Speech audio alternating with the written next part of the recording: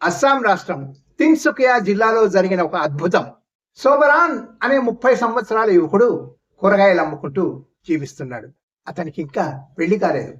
ఒకరోజు సాయంత్రం కూరగాయలు అమ్ముకుని ఇంటికి తిరిగి వస్తూ ఉంటే రోడ్డు పక్కన పొదల నుంచి ఓ చిన్న పిల్ల ఏడుపు వినిపించింది.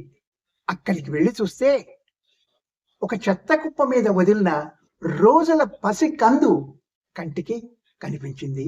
ఏడుస్తూ ఉంది. శోభరాన్ చుట్టూ చూస్తే ఎవ్వరూ కనిపించలేదు.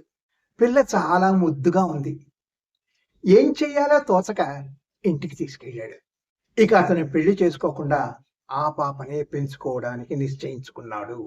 ఆ పాపకు జ్యోతి అని పేరు పెట్టాడు. ఆ పాపను పెంచడానికి అతను రాత్రి పగలు కష్టపడి జ్యోతికి ఏ కష్టమూ రాకుండా పెంచడానికి సిద్ధమయ్యాడు. స్కూలుకు పంపాడు. అవసరాలన్నీ తీర్చాడు.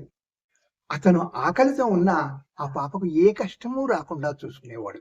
2013లో జ్యోతి కంప్యూటర్ సైన్సెస్లో పట్టభద్రురాలైంది. కాంపిటీషన్ పరీక్షలకు తయారవడానికి సిద్ధమైంది. 2014లో అస్సాం పబ్లిక్ సర్వీస్ పరీక్షల్లో ఉత్తీర్ణురాలై ఇన్కమ్ ట్యాక్స్ డిపార్ట్మెంట్లో అసిస్టెంట్ ప్రొఫెసర్గా ఉద్యోగం సంపాదించుకుంది. తను చెయ్యలేనిది తన కలలు నెరవేర్చిన కూతురు జ్యోతిని చూసి శోభరాన్కి ఆనంద భాష్పాలు ఆగలేదు.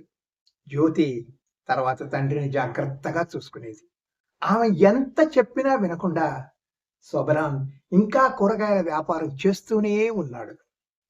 పత్రికలు మీడియా వాళ్ళు అడిగిన ప్రశ్నలకు సమాధానం చెప్తూ, ఆ చెత్త కుప్ప నుండి నేను ఒక ఆడపిల్లని తేలేదు.